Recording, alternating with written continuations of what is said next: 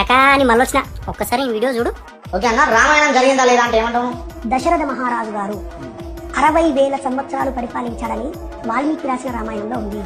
శ్రీరామచంద్రుడు 11,000 సంవత్సరాలు ఈ రాజ్యాన్ని రామరాజ్యాన్ని పాలించాడని ఉంది.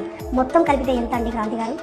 మరి 60,000 సంవత్సరాలు దశరథ మహారాజు గారు ఎలా పాలించారు? 11,000 సంవత్సరాలు శ్రీరామచంద్ర ప్రభువు ఎలా పరిపాలించాడు? మన ఈడు హిందూయిజం మీద క్వశ్చన్లు అడగమంటే ఫస్ట్ ఉంటాడు చూడడానికి, ఇప్పుడే జైలుకి వారిపోయి వచ్చిన క్రిమినల్ గా లేకుంటాడు. కానీ ఇప్పుడు ఏమంటావు, రాముడు 12,000 సంవత్సరాలు ఎట్లా రూల్ చేసిండు అంటావు. అరే పిచ్చోడా, మహాభారత్ రాసింది పోయట్రిక్ వేదా. పోయట్రిక్ వేలో ఒక్క వర్డ్కి అర్థం ఇంకోటి ఉంటది. ఆయన రాసిన అర్థం ఏంటంటే అహోరతం, టైం ఫ్రేమ్ అనమాట. అంటే ఒక్క రోజు equal to 1 year of human life. అలాంటిది రాముడు 30 ఏళ్ళు బతికిండు కాబట్టి దాన్ని కన్వర్ట్ చేసుకుంటే 11,000 years ఆఫ్ హ్యూమన్ లైఫ్ అన్నట్టు రాసిర్రు అంతే.